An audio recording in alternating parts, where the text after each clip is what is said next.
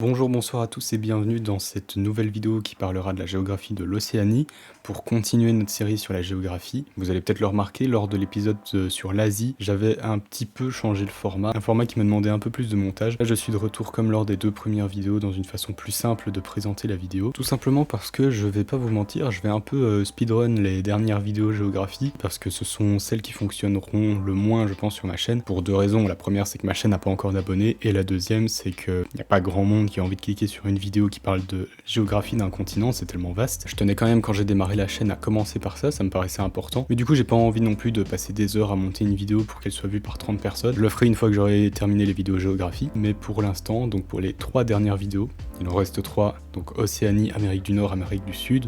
Je sépare les deux parce que ce sera beaucoup plus simple pour moi. Mais pour les 3 qui restent, donc on va reprendre l'ancien format qui est plus une présentation de slides. Voilà, et désolé pour cette intro un peu plus longue que d'habitude, en général j'essaye de faire vite. De toute façon, vu la longueur de la vidéo, elle risque d'être très courte. C'est une vidéo sur l'Océanie, il n'y a pas énormément de choses à dire, surtout par rapport aux autres continents. Du coup au moins ça nous a rajouté quelques secondes de contenu. Et on peut passer à la vidéo. Alors la tablette sur laquelle j'affiche généralement mes notes m'a lâché, elle est bloquée sur l'écran de démarrage depuis 30-40 minutes. Du coup je vais devoir faire avec le petit écran de mon téléphone. Alors comme on fait toujours, d'ailleurs je me suis rendu compte que c'est une des choses que je devais arrêter de dire à force de faire le dérochage de mes vidéos. Je me rends compte que je dis très souvent des trucs comme d'habitude, etc. Malgré tout, comme d'habitude, on va commencer avec les limites terrestres du continent océanien. Et c'est très simple parce qu'il n'y en a aucune. C'est un continent purement insulaire qui comprend l'Australie, l'île de la Nouvelle-Guinée ici, donc ça suit le tracé de ma souris à peu près. Et parfois certains voudront couper l'île de la Nouvelle-Guinée en deux, puisqu'à l'est il y a la Papouasie-Nouvelle-Guinée et à l'ouest on a une région de l'Indonésie. Mais géographiquement ça n'a pas trop de sens de faire ça, alors on va se contenter de dire que toute l'île fait bel et bien partie de l'Océanie. Passons aux mers avec d'abord les océans, et très simplement l'océan Indien à l'ouest et l'océan Pacifique à l'est. Et donc pour les mers j'en ai choisi que quelques-unes, avec la mer de Tasman, ou de Tasman, j'ai pas vérifié, qui se trouve donc entre l'Australie et la Nouvelle-Zélande, la mer d'Arafura entre l'Australie et la Nouvelle-Guinée, la mer de Timor entre l'Australie et le Timor, qui est cette île-ci, et la mer de Corail qui se trouve entre la Nouvelle-Calédonie et les îles Salomon,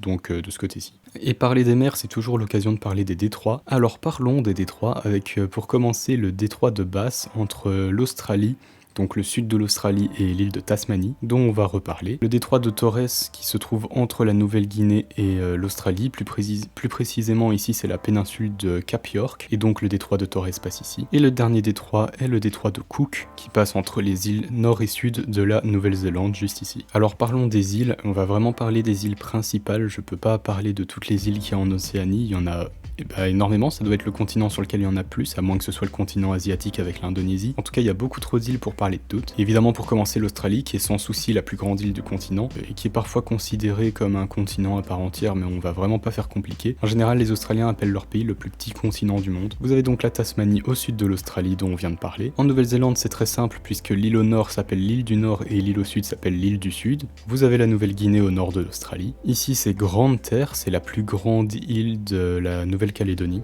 Et donc comme on en a parlé ici, il y a l'archipel des Salomon, l'archipel de Vanuatu ici, et enfin l'archipel des îles Fidji. Alors c'est évidemment pas tout, il me manque beaucoup d'archipels, beaucoup d'îles, mais la carte que j'ai décalquée lorsque j'ai dessiné ma carte tout simplement ne comptait pas la plupart de ces pays, donc je n'ai pas tous les pays d'Océanie sur ma carte. Je vais mettre des cartes qui vous rajoutent quand même les pays qu'il y a dans ce continent, notamment la Polynésie et la Micronésie. Il y a tellement d'îles que ça me paraît important de quand même les mettre sur une carte. Et passons au fleuve avec le fleuve Murray en Australie, qui est le seul fleuve dont on va parler dans cette vidéo. Sa source se trouve entre Canberra et Melbourne, dans ce qu'on appelle les Alpes australiennes. Et pour les montagnes justement, on a les Alpes australienne, donc en Australie, vous avez deviné. C'est vraiment au sud-est de l'Australie. Vous avez les Alpes du Sud sur l'île du Sud en Nouvelle-Zélande, c'est encore des Alpes, oui. Et enfin, vous avez la chaîne de Sudirman sur l'île de la Nouvelle-Guinée, où il y a de loin le plus haut sommet du continent, appelé Puncak Jaya, et dont le sommet culmine à 4884 mètres d'altitude. Passons au biome avec le climat subtropical et les forêts subtropicales qui vont avec, surtout en Nouvelle-Guinée et dans les autres îles du continent, ainsi qu'un tout petit peu en Australie comme vous le voyez. Ensuite on a des genres de steppes tropicales dans le nord de l'Australie et dans un tout petit bout de la Nouvelle-Guinée. Alors c'est assez compliqué de se retrouver avec tous les biomes qui peuvent exister sur les différents continents. C'est surtout compliqué de traduire à chaque fois les noms des des différents biomes, mais l'important c'est que ça vous donne une idée. Ensuite justement vous avez les steppes plus tempérées qui descendent vers le sud de l'Australie et qui longent l'est des Alpes du Sud en Nouvelle-Zélande. Ensuite vous avez les plaines tempérées comme en Belgique et dans 80% de la France, qui recouvrent vraiment l'est de l'Australie ainsi que l'île de Tasmanie et la majeure partie de la Nouvelle-Zélande. Pour compléter les petits trous où il y a les montagnes, vous avez les prairies alpines, qui sont donc présentes dans les Alpes du Sud et dans les Alpes australiennes. On se rapproche de la fin avec le climat méditerranéen au sud de l'Australie. Je rappelle que méditerranéen ne veut pas dire Méditerranée, même si c'est assez contre-productif. Et enfin, vous avez le désert, qui englobe vraiment tout le centre de l'Australie, ainsi qu'un bout de l'ouest du pays. C'est l'heure d'en finir avec la géographie physique, et c'est assez simple, puisque tout le continent se trouve sur deux plaques tectoniques, la plaque australienne que vous voyez ici en orange, ainsi que la plaque pacifique qui regroupe la majeure partie des îles du continent. Pour la géographie humaine, le plus grand pays du continent, vous vous en doutez je pense, c'est l'Australie. Australie qui a également la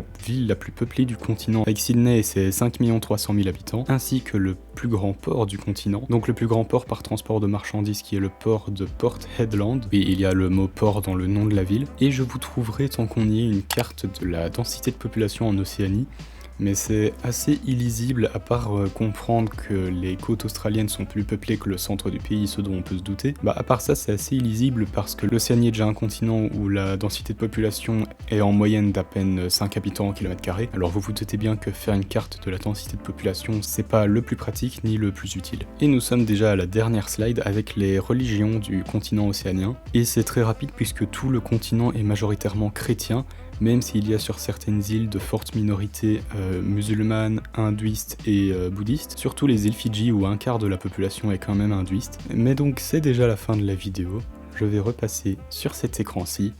J'espère que la vidéo vous a plu, n'hésitez pas à aller voir les précédentes vidéos sur l'Asie, l'Europe et l'Afrique qui sont déjà sorties. Dans quelques jours sortiront les vidéos sur les deux parties du continent américain. Je vais pas attendre une semaine avant de les poster, hein. Comme j'ai dit je vais un peu les speedrun, je vais essayer de les sortir dans les jours qui viennent. En attendant vous pouvez vous abonner, liker, lâcher un commentaire, vous connaissez la chanson. On se retrouve la prochaine fois, dans quelques jours du coup, et bisous.